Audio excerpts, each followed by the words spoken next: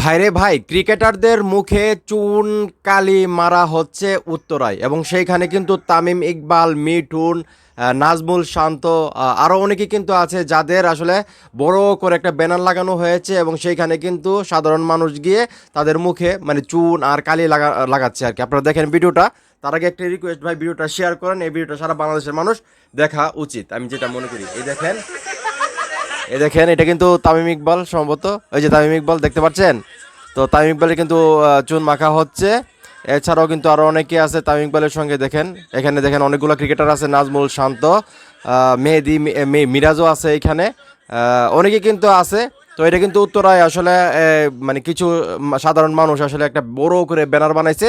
Banner বানায় কিন্তু এটা আসলে ঝুলাই দিছে রাস্তার পাশে, এবং সেখানে কিন্তু অনেক মানুষ গিয়ে মানে চুনকালি হাতে নিয়ে আসলে মাখাচ্ছে আর কি ক্রিকেটারদেরকে। এবং কেন মাখাচ্ছে সেটা আপনারা সবাই জানেন।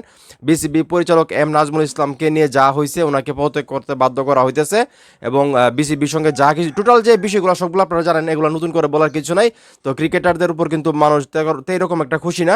গতকালকে মাঠে যখন মেহেদী হাসান মিরাজ আউট হয়, তখন কিন্তু সবাই বুয়া বুয়া বলে স্লোগান দেয়, মাঠের বাইরেও বুয়া বুয়া বলে স্লোগান দেয়। এবং আজকে যেটা দেখতেছি, উত্তরায় তো একদম চুনকালি মাখা হইতেছে। তো এখন এই মুহূর্তে যারা আমার এই ভিডিও দেখতেছেন, এই যে ক্রিকেটারদেরকে এইভাবে মুখের মধ্যে চুনকালি মাখা হইতেছে, এটা কি ঠিক হইতেছে? আপনাদের কি মনে হয় সেটা অবশ্যই কমেন্ট করে জানাবেন। আর যদি মনে করেন এটা ঠিক হইতেছে, তাহলে অবশ্যই ভিডিওটা শেয়ার করবেন।